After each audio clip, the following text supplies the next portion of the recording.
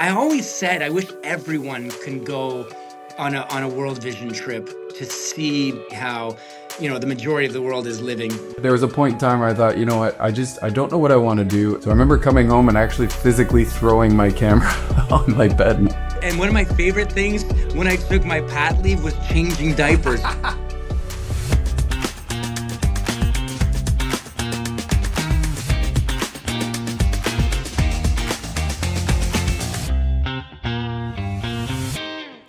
Hey, this is Shawn Cavallo, and thank you for tuning in to the Vision Journal podcast, where we talk through real journeys of Canadians making an impact across the globe. And today's guest is a true icon of Canadian pop culture.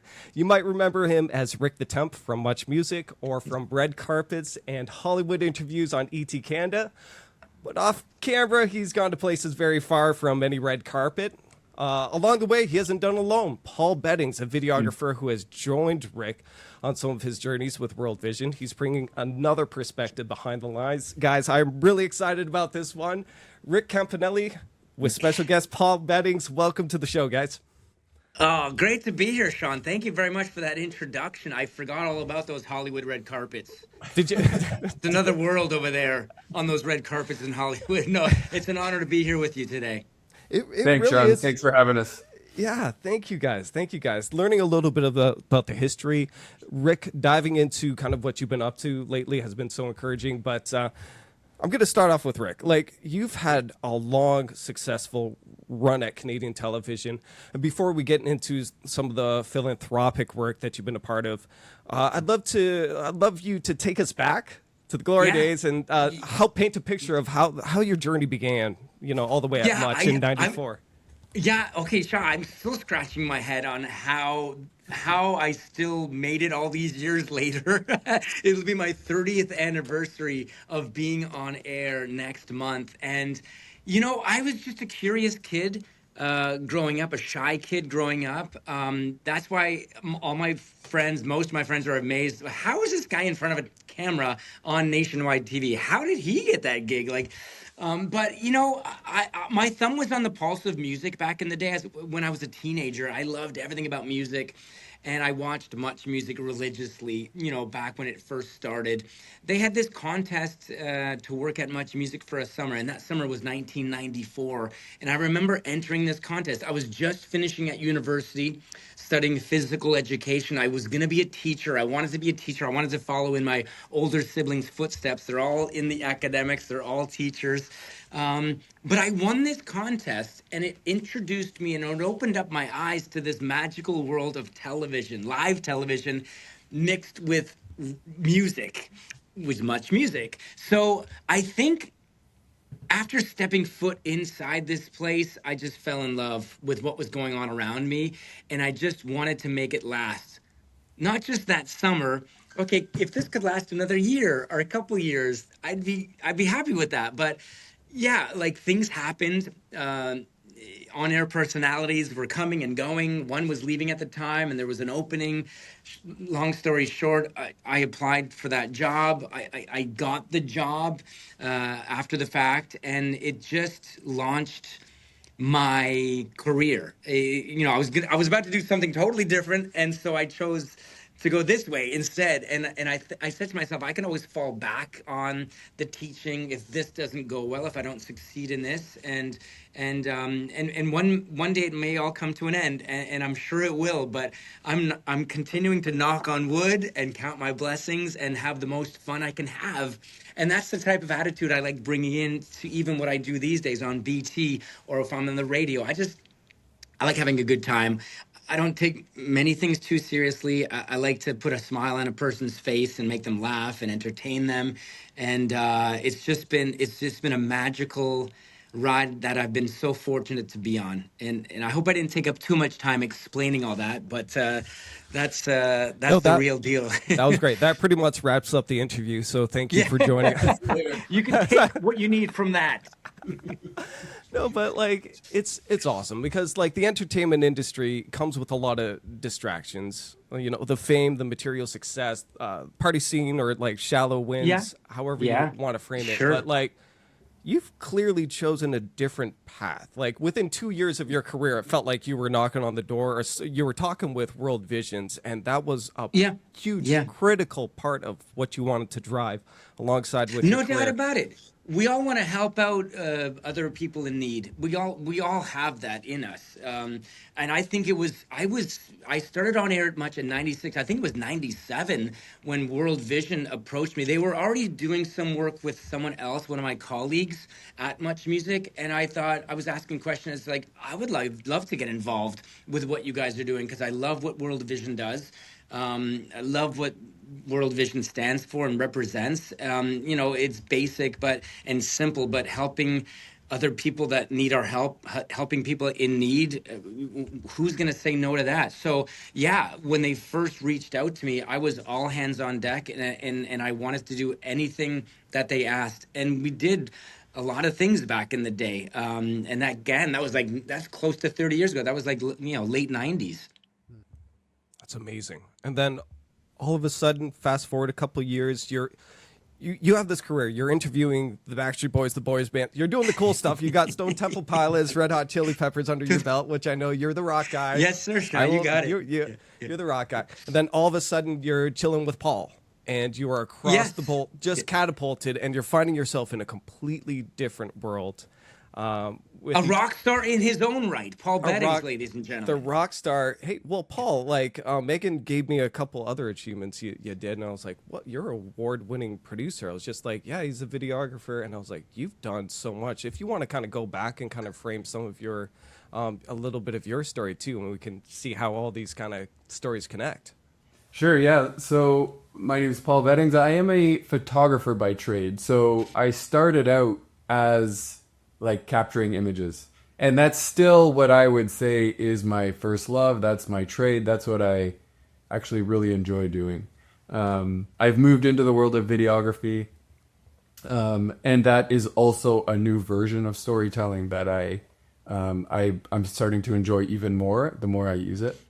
I could go back quickly just how I got involved with World Vision. It was way back in 2004, 2005.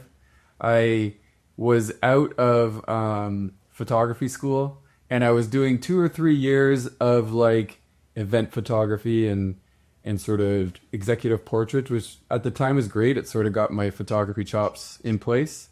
But there was a point in time where I thought, you know what, I don't know what I want to do, and this isn't it. I don't know what it is, but I know what I'm doing right now isn't it. So I remember coming home and actually physically throwing my camera on my bed. Uh-oh. I don't know. I don't know. Camera toss. Yeah, that's right. I was like, I don't know if this is what I want to do anymore. I have no idea. So I applied to World Vision to do a 7-month contract to edit sponsorship photos. So basically, at the time, the field staff would take photos of the children on negatives, right, on film negatives, and they would mail them to World Vision. And I would get the mail full of envelopes of negatives and of children, and I would scan them into a computer and I would edit the photos so that they would print well, right? So sometimes children have torn shirts, or like they would have graphics that weren't good on their shirt, or their background was really blurry or whatever, and I'd have to change it out. So I did that for 7 months, and at the end, they were starting a new department called the Resource Gathering Department. And the person who was starting up that department gave me a shout, or came by my desk and said, "Hey, I hear you're a photographer. We're going to Senegal in January. Did you want to come? We need photos." And I was like, "I'd love to. That'd be great."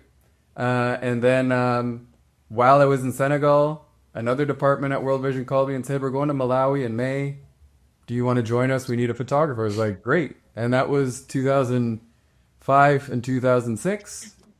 And ever since then, it's just continued. So it's been, as Rick said, this journey with World Vision has been incredible. It's been awesome, and it continues, right? Like Rick and I, we traveled to Cambodia together. We traveled to Bangladesh together. He was part of, Shawn, you mentioned an award-winning documentary producer, but there's a whole team behind that. I wish I could, talk about every person who was involved.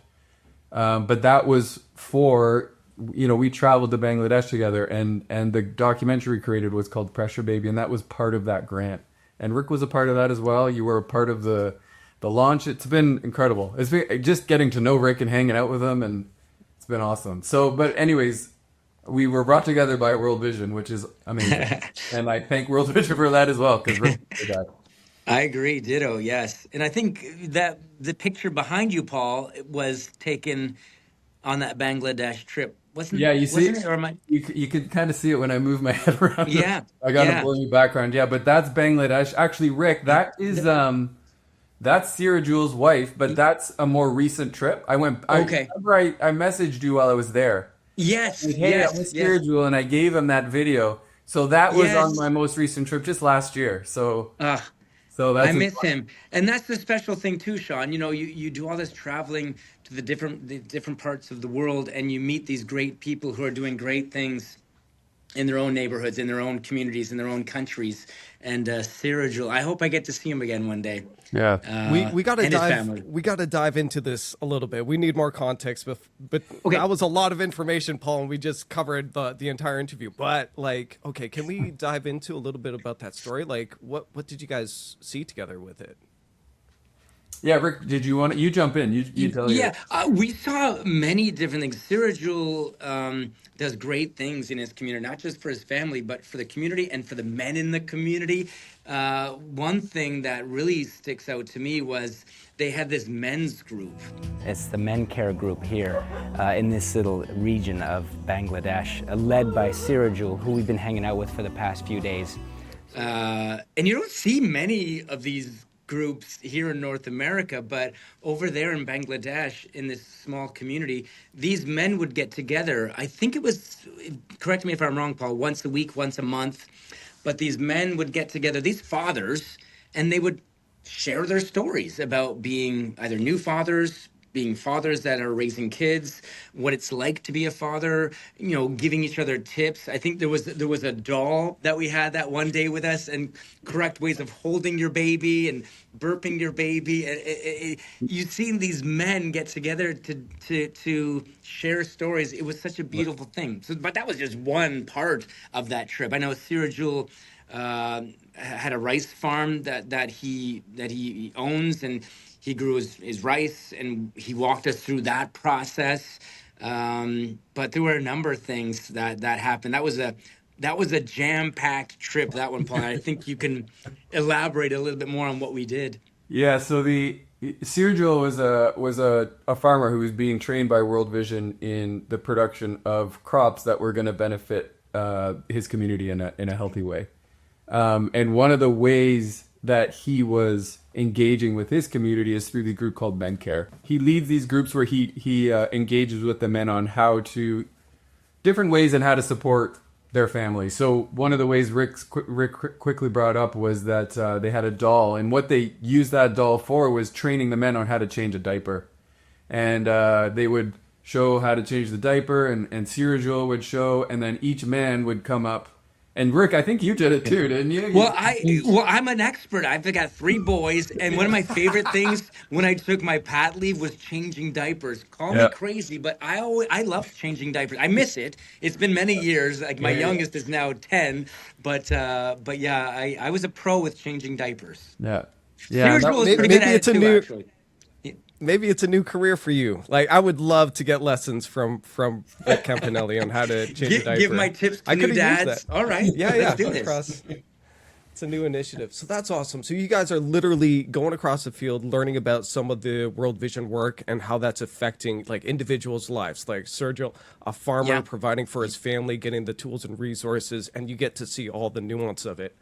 And so you're going across this, and Paul is filming you, and it's just kind of what's going through your head while you're kind of talking to other fathers, and like you're starting to relate to them, and you're starting to see some of the parallels in your own life. Well, yeah, Shawn, you said it right there. I was able to relate to them by being a father myself, because of course it's a culture shock leaving Toronto and going to a small town in Bangladesh. It's like your jaw drops, you're seeing things that you're not used to seeing. And of course that was World Vision trip, I think number 6 or 7 for me. But the culture shock is still there for me because these people are living life in a totally different way from what we have here. We're taking things for granted here, where there lots of struggles, as we know, lots of challenges, as we know, over there. But yeah, I was able to relate to all these fathers and parents as a parent myself and as a father myself. But I'll tell you, I'm going to bring you back to the very first trip to Africa, where I accompanied World Vision, and again, it was like late '90s, mid to late '90s, and I had never been to a country that was so underdeveloped before, and we went to Tanzania in Kenya as well. And we were going like off road, and we were going all the way out into these small rural areas. Tap water at home, I wake up, get out of bed, turn the shower on, turn the tap on to wash my face. These people can't be doing that. They gotta walk miles to get this quality of water right here. And back at the time at MuchMusic, I would wear wristbands all the time. I always wore wristbands, was one of the things I did. And I remember someone telling me at MuchMusic, you got to bring your wristbands with you.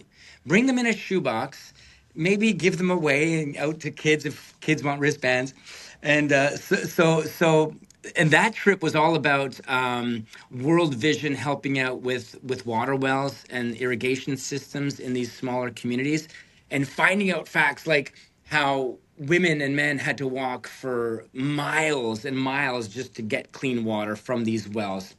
Anyway, that's just a tipping point from that trip. But I remember during that trip, we would approach these towns in these rural areas, and everyone greeted us with a smile on their face, which was a beautiful thing. And it was a beautiful way to start this relationship that was going to be a temporary relationship, obviously, because we're not there for long. We're there for a week or whatever it was. But I remember handing out my wristbands to all the kids and the parents, whoever wanted a wristband. And I said, yeah, this is how you wear them. We put them on your wrist. They probably had never seen wristbands before. And by the time we left these little towns, like all the kids had their wristbands. Not knowing, okay, wristbands, okay, are we all tennis players now? What's going on here? But, it's just about these relationships that you make in a brief amount of time. Like, some of these villages that we were going to, we were only there for the afternoon, or we were only there for a couple hours, and then we were on to the next. But it was all about meeting these good folks, having a relationship. And of course, you're not able to communicate with these people. You have a translator there, but just seeing the way these folks lived, and it was very special, very humbling, and very eye opening, especially when you get back home from a trip like that. It's like, you try not to waste as much water as we're wasting. Cut down on your shower time. You try to do as much recycling as you can, and not wasting anything on your plate after dinner time. It's like, I always said, I wish everyone can go on a World Vision trip to see exactly how the majority of the world is living, because it's shocking / eye-opening. Yeah. Okay. So you say eye-opening, shocking, and stuff like that. A lot of people, we've heard of World Vision. We kind of know we've seen maybe the commercials back in the day. We kind of know how it functions. Yeah. So you're in there with some sort of expectation, and you're prepared for it. But what were those surprises? Even though you know it, that there's poverty happening, you know what you're going to see. But I'm curious, because I've been to the field as well. So I was like, what was the eye-opening thing? Why couldn't we see it in Canada? For me, you're right. But pictures and videos are always different because they're at a distance. You're on your couch watching these images. And yes, of course, they're heartbreaking and sad. But being there, actually, you're living it for that week or whatever it is. Rick, can I ask you a question? Yeah. How would your life be different? Like, I know you said it changed you, but how would you live? I don't know how to ask this question exactly, but how would your life be different if you didn't go? Didn't go, yeah. How did your outlook change in a real and practical way? I've always been into helping people, as a kid, I volunteered at hospitals. I wanted to give back and help out those less fortunate. I think I always would have had that in me, but World Vision just brought that out, a hundredfold in me, wanting to help uh, around the world, and especially in our own backyard. But it also helped out in the way that, as North Americans, we take a lot for granted, and I wasn't doing that after a World Vision trip. I wasn't taking things for granted anymore. I've always been genuine and sincere about my approach to life and how I live, but I think those World Vision trips just reinforced it more. Here are these people, they're getting through life, they're doing the best they can with very minimal resources, and again, those smiles on faces. So, you just try to put that into perspective. And I did ever since that first trip in the 90s. I think I always would have been that way in life, Paul. But like I said, I think with World Vision and seeing firsthand the amazing things that World Vision has done all throughout the world, really opened up my eyes to really, making a conscious effort when I get back home, spreading the word, doing what we can here. Uh, but yeah, it's. I always say they were life-changing trips because I, things have been so totally different. Yeah. so I was doing a little bit of creeping and or research, Yeah, same thing. and And it's all the I was same. looking at some of your later interviews or more recent interviews, and you said something, and you're referring Oh, to volunteering and giving back, and you said like I think you'd see a lot less angry people and negativity in this world if more people did this. And you were just talking about giving up your time or putting others in front of you, and that kind of resonated. Do you like? I think there's. And you've mentioned this before. There's like a value. There's like a human want to help others that yes. sometimes gets lost in a lot of the noise that we're doing. And for me, I've gained a Yeah. lot more appreciation and perspective with it. Yeah. It's helped me be a better husband, father, Good. and those types of practices. Even has helped me just with that appreciation. You're just able to Yeah. squeeze out a little bit more happiness out of the day. And I feel like maybe I'm Hundred putting words percent. in everybody's Hundred mouth here, percent. but No, you're right, Sean. When you give back, it's just you're doing something great for the people that need our assistance, but you're also doing something great, and your heart feels it, your mind feels it, and I no, also you're right. I didn't mean to cut you off there, but I totally agree, 100%. I also think we can talk about the communities there. Like we went, like the remote communities we went to in Bangladesh. They're they're far, right? The grant that we worked with at the time, like to get to Bangladesh, it takes a day and a half to fly there, and then we have to go from Dhaka, the capital city. We have to fly another 45 minutes, and then each day from there, you're driving out right into these rural communities. And Sirajul is like so hospitable to have us and like take us every day out, like what, a 45-minute walk into his rice field, right? And like cooks for us. We had breakfast with them, right? Like the hospitality they show us. And it's just amazing that they give us that time and that energy and want. It's like a want to show, right? And that is something that I always bring home from my trips, which is, man, these people are working hard every day, right? Just grinding away. And then we show up and it's like, yeah, I'll take you. No problem, right? You had a great, like you don't speak the Yeah. same language and even closely, but you had a great time with him. You're walking around. He's like, he knows like 5 English words. And he inspired us, Yeah. didn't he, Paul? Like he was so dedicated to his fields, to his family, to what he was doing. He was very proud. I remember that from Sarah Jewel, and I it was remember just so you, amazing to see he's doing so well. yeah, you walking into the rice field with him Yeah, and you were about yeah. to walk in with just your shoes on and he's like, stop. And we're like, what's wrong? He's like, you need boots. And you were like, Boots. why? He says, there's rats and You're gonna snakes. find out Why don't why. you get Keep bit? taking a few steps, you'll find out why. Yo, that's right. And I Yeah. was like, he's even worried about your safety, right? Like, he didn't tell me to put on boots. No, I'm just joking. He actually did, but I didn't want him. Because you were behind the camera. Yeah. Yeah, I was behind the camera. The snakes No. don't attack the photographer. Snakes. No, you're right. There's something special about Sergio, and he's just one of the many amazing people that we met along the way. These people they're so inspirational. They really are. Uh, yeah. Has that shaped who you are as a father as well? I think I grab from this, I grab from that, I grab from this person, I grab from that person. I'm like a sponge, Shawn. I take it all in with all the World Vision travels and with all the other travels that I do. I do love asking questions. I'm curious about things, so I ask a lot of questions. I want to learn. I want to educate. But yeah, I think it's all shaped me for sure. From World Vision trips to just listening and learning from what my parents had to tell me and my older siblings had to tell me. I'm a sponge. I take it all in, and you know, keep the good in my head and sort of funnel out the bad type stuff like a filter. That's awesome, and I'm glad you mentioned that as well. I listening to your previous podcast, I heard a quote, and it was a quote from your dad, and he Okay, said, yeah. "The mountain isn't going to come to you; you have to go to the mountain." And Love with that World one. Vision, you have literally been to the mountain, which I Yes, was like, right. "That's a great quote," and to see that all turn around. But Oh, can the can Mount you delve in? Kilimanjaro. Yeah, Yeah, yeah. yeah. The So Kili I climb for kids. Yeah.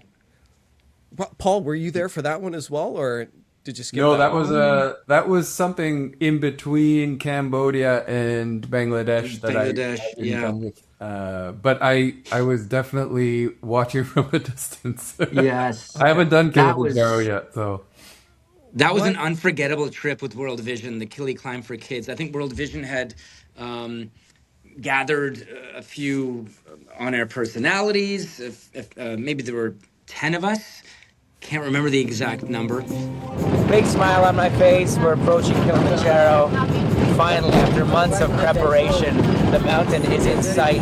We're going to be The climbing. oldest Scott brother, Jonathan, and Drew's oldest brother, JD, was on that trip with us. That was like the And Property Brothers, right? Property yeah, yeah, Brothers. that's right. yeah, That's yeah. right. On You got it. TV. Yeah, yeah. The oldest brother. Great times. There was a big group of us that went over, helping to raise money for less fortunate kids in their communities over in Africa. We did the climb in a matter, well, up and down a matter of. It took us maybe 6 or 7 days. But I had never challenged myself like I had on that trip and climbing Mount Kilimanjaro. But I was surrounded by a group of positive people who wanted to get to the top, who wanted to raise funds for a needy cause. The summit is right over here. Like now we see where we're off to. The end. The end is near. You dream of climbing Kilimanjaro or Everest or any other big mountain out there. I don't know. I do anyway. I can't Yeah, speak for anyone else, but you got to challenge yourself. You got to put yourself in those situations that the less fortunate are in, and we sure did on that trip. It was exhausting. It was mentally draining, physically draining. Again, it took a good week to go make our way to the top and then back down. I think we walked close to 100 kilometers on that trip, Oh wow. Did up you and when you down. get to the top? Was it clear? Like, were you able to see a view, or was it cloudy? There were clouds. There were lots of clouds. And I know you're not allowed to, you can't stay at the very top for too long because other groups are coming up. Okay. You did your time, you took your pictures, you did your photo ops. Okay. On the way back down. But no, I remember ascending because you ascend when the sun is rising. But yeah, we weren't able to see much of the town, lots of clouds. So But were you above the clouds? we were above the clouds. Like the top of the clouds are below you, sort of thing. Okay. Yes, the top, that's how high we were. 6,000 Meters? meters? Is it 6,000 meters? I If I'm Google it. Yeah, something like that. But you're way up there. You're way up in the clouds, above the clouds. But it was a fantastic It was fantastic. initiative. That So you one. heard it. We're taking back Rick. Okay, next week. We're going back. Yeah, let's Well, do it. Me and wait, you. next week Yeah. they gave me at least 6 months to train. No, Nope. you can't just go and do a No, climb like that without training for Hey, it. we're World Vision. We make it happen. That is phenomenal. Resilience. I want to talk a little bit about resilience. You've seen resilience up close. You've seen children in brick factories, families rebuilding Yeah. after Oh, loss. goodness. And when you witness that kind of strength, what does it teach you about what people are capable of? And on the flip side, have you had moments where that was relevant in your own life? Well, going back to that trip, and meeting those young kids that were, holy moly, working for hours upon hours in a day, carrying bricks, and not just one or two at a time, like piles of bricks. Like, these are kids. I forget the exact ages, but like 8, 9, 10 in there. And when we would say brickwork, they were carrying bricks from one location to the next. And these are Yeah. kids, Shawn. And it was, I had never seen that before. Sure, as kids, we help our parents, carrying things or whatever, but it lasts seconds. And then, we're helping our parents. These kids, they were working in these brick yards, moving these heavy bricks for hours upon hours. Yeah. And it was just, it broke your heart. It broke your heart. That one crushed me. That their fingers aren't developed yet. They're still growing bodies, and these little baby fingers are carrying these bricks. It was just, but that's unfortunately the reality of what's happening in those areas, and it's just so heartbreaking. I think that idea of resilience, though, is a good one for that story and for many of the ones that capture. Where you think of, these children who are doing this, but again, they still give us their time in the day, and they're still happy, right? They got smiles on their faces, and they still go home and they cook and they clean with their families and they engage and they go to school when they can. And the idea of resilience for me is a big one because, I have a bad day sometimes and I'm like, I don't want to talk to anybody, right? Just leave me alone. And, or it's just some days it's hard and some days it's not. And sometimes I compare this is a big one for me where I'm like, listen, I just had a bad day because of XYZ reason. But like I've met women and men and children who have it way worse off than I do, and they still invited me into their house and cooked me down, sat with me and took me to their field and allowed me to take their photo and allowed me to tell their story. And they did it with like resiliency and purpose and friendliness, right? So it's like warmth, right? So it's like this idea that, listen, I just need to push through because if they can do it, I can do it, right? And I don't want to compare to them, but they're almost a benchmark for me. It's like, listen, I'm doing all right. Let's just move. Let's just keep going, right? In whatever scenario I find myself in, it's okay. We can do this. Yeah, you're true. You meet superhuman people Yes, on these that's a trips. good way to put it. Yeah. They motivate you. And you're right. They keep you going. We have issues and problems, sure, nothing compared to what these people that we meet are going through. And so, yeah, if they can do it, we can do it. They do it on a daily basis. Yeah. God bless them. And you're right. They don't know any different. You're right. Like the kids, they don't. It's just what they do. Okay, we're going to the brick factory. We'll go to school. We'll play with our friends when there's some time to do that, hopefully, and then back to the brick factory the next day or whatever it is. That's what they know. And they're so, like you said, so resilient, strong bodies, strong minds. I like that idea of the superhuman people because it's like that. Not all superheroes wear capes. Is that Yeah, right. That's the famous phrase. And I think that often where I'm like, these people are just, man, they're just superhuman. Like what they're pulling off here, right? Like they're waking up in the morning and sometimes they don't even know where they're getting their food. And that's a very cliche thing to say, but it's literally true, right? In some cases. And by the end of the day, sometimes they get the food and sometimes they don't. But then the next day they got to get up again and they make it happen. And it's amazing to watch and see and experience. Maybe that's the better word. And to be a part of, right? So it's amazing to see the value that giving gives us, and I think that was a great way of articulating it, and just that reminder in our lives. Yeah. And if we can get to a point where it's like now we're supporting them so they can continue that message and that resilience, it becomes like almost viral. It just spreads. It's hard to contain that type of love and happiness. Yeah. And I love to be a part of this organization for that purpose, being like, that's my job. Like, sign me up. Yeah. And I'm Good just words, yeah. so grateful to be able to witness it.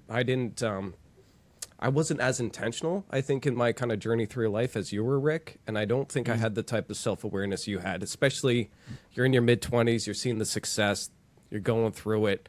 So big applause to you to navigate that throughout your entire career and be on this side of it. But I'm here now, and thank you, I'm Shawn. glad to have this a part of my life, and seeing people like you Yeah. have been a huge encouragement, even though I was sweating interviewing you. I had to interview like one of the Canada's greatest interviewers What, of all you mean time. like I right was now, like, today? You're sweating? No, stop. oh Doing man, a great the job. whole weekend. We filmed this on a Monday. The whole weekend I was like, I got to do this. And then there was one night I was watching your interviews, and it was just really encouraging. And my perspective went from like, hey, I'm interviewing the top guy, like, what am I going to look like, to, hey, this guy's going to get my back. Like, honestly, he's the best professional. So like right now he's going to be able to lift this if I fail.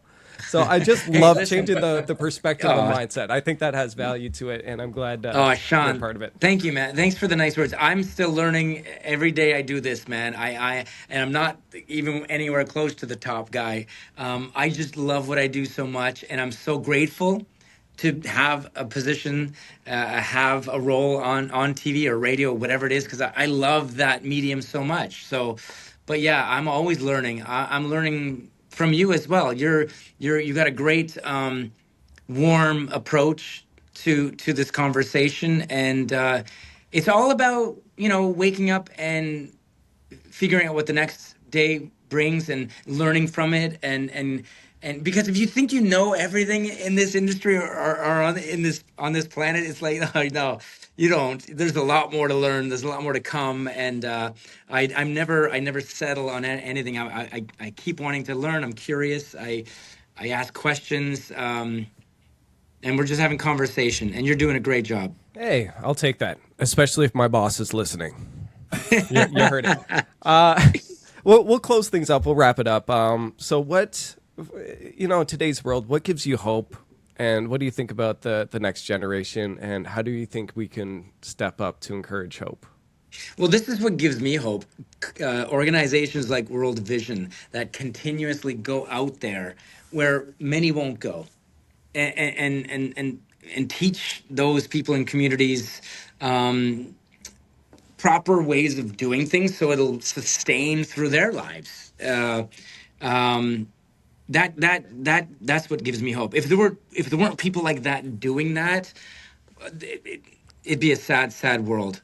But what World Vision does is that they're helping their fellow brothers and sisters who are in need, and I love that. That gives me hope. I love seeing that. I love accompanying World Vision and getting to see firsthand what they're actually doing. We can't stay there forever with the Sarah Jules or the Samas or the people that we meet along the way, but we know they're in good hands after World Vision plants their seeds, and that's a good feeling. I think I could jump on that a little bit and say, I think what gives me hope is the idea that there's an organization or there's people who are trying something, right? It's not always going to be perfect.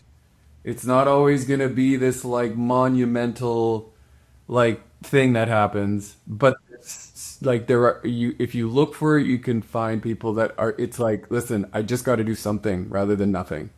And through that process of like, okay, this did work, this didn't, this didn't, this did, and it slowly ladders up to something that's creating real change in people's lives. And just, I see, Rick and I, and you, Shawn, as well, because you've traveled, you can see that incremental, thing happen, whatever that thing is, right? If it's a water well, you got to start somewhere, or if it's a nutrition program, you have to start somewhere, right? It starts as this little thing and it grows. I just like seeing it, and I just like seeing that where someone's like, they make a decision to help and they start. and it's just go and just do it. And I think for me that is, I see World Vision doing that, but I also see, you know, like Rick, you know, we're working on a few things now, and it's great because right now it's just this small thing, but in 5 years it could be amazing, right? And it's this big thing and it works. And I like that idea of starting and pushing. That's what Amazing. gives Well said, man. Yeah.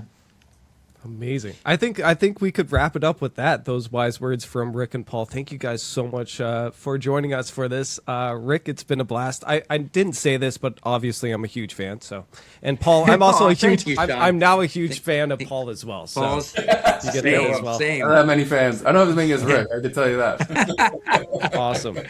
Well, thank That you was so a lot much, of, that was and a lot join of us. fun. Great conversation, Shawn. Thank you. Thanks, Thank you Shawn. so much, Rick. Paul, we'll see you again soon. Thank you. All right. For sure.